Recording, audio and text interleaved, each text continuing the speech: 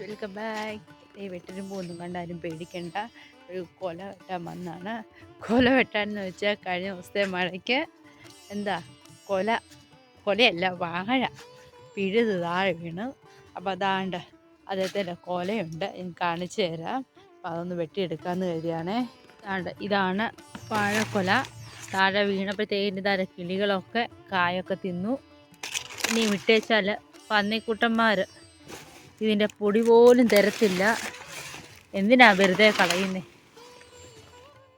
അതുകൊണ്ട് ഞാനങ്ങ് വെട്ടിയെടുക്കാമെന്ന് വെച്ചു. എനിക്ക് കൊലയൊന്നും വെട്ടാൻ പറ്റിയ പ്രാക്ടീസും ഒന്നും ഇല്ല. അതുകൊണ്ട് വിളഞ്ഞായിരുന്നു കേട്ടോ, ചെറിയ വിളഞ്ഞായിരുന്നു.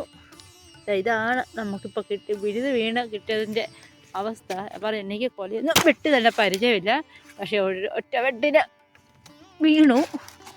ഇതാണ് ഞാൻ വെട്ടിയെടുത്ത വാഴക്കൊല. കണ്ട, ഇത്രയും കാ പഴുത്തിട്ടുണ്ട്. അപ്പോൾ ഗൈസ്, ഇതാണ് നമുക്ക് കിട്ടിയേക്കുന്ന കുല.